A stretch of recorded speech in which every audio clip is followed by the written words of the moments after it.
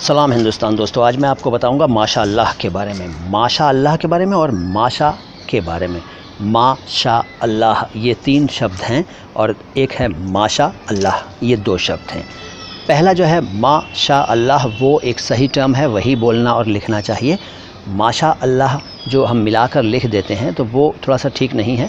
हालांकि चलता वही है माशाअल्लाह, लेकिन माशाअल्लाह ऐसे अलग अलग लिखना चाहिए। अब क्यों लिखना चाहिए जान लीजिए। सबसे पहले तो आप ये समझ लीजिए कि जो लोग बात बात पे माशाअल्लाह इंशाअल्लाह कहते हैं ना, वो ये कहना छोड़ ही दें तो ज़्यादा अच्छा है, क्योंकि गलत शब्द हैं ये। माशाअल्लाह इंशाअल्लाह ये नहीं है, सा नहीं है, शाह है, शाह है। बात समझो मैं क्या कह रहा हूँ, वो समझो, जोश में मत आओ, बात समझ लो यार।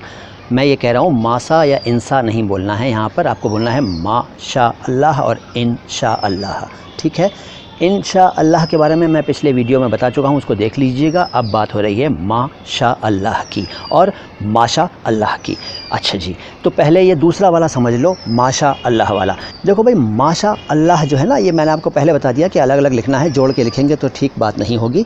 माशा शब्द का क्या अर्थ है? माशा शब्द तो एक भार है, एक यूनिट है तोल का। इसमें सोने चांदी और हीरे जवाहरात और दवाओं को तोला जाता है।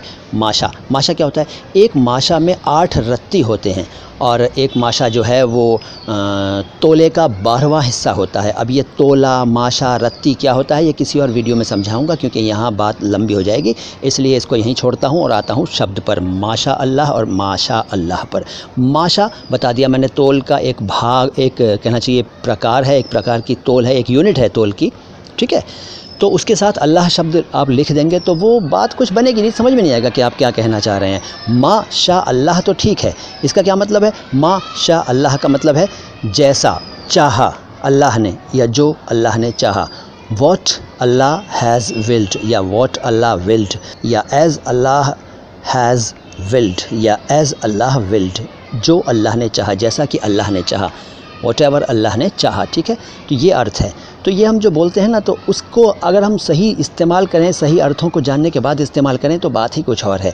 आपके इल्म में इस वीडियो से यकीनन इजाफ़ा हुआ होगा, हुआ है ना, यानी ज्ञान में वृद्धि हुई है ना। अगर हुई है वृद्धि, इजाफ़ा हुआ है तो इस वीडियो को लाइक कर लीजिए, नहीं हुआ है तो डिसलाइक कर लो भाई, ठीक है। लेकिन कुछ ना कुछ करो ज़रूर, और कमेंट बॉक्स में कुछ ना कुछ ज़रूर लिखिए। और इसके अलावा इस चैनल को सब्सक्राइब नहीं किया है तो सब्सक्राइब कर लीजिए, क्योंकि ये चैनल अपने आप में अकेला है, अनूठा है, एकमात्र ऐसा चैनल है जो हिंदी और उर्दू दोनों भाषाओं के शब्दों के शुद्ध उच्चारण पर इतना जोर देता है और इतना डिटेल में समझाता है आपको। मैं मोइन शम्सी हूँ। किसी और शब्द का अर्थ या उसके बारे में कुछ जानना चाहें तो मुझे ज़रूर बताइएगा, ठीक है। शुक्रिया। सलाम हिंदुस्तान।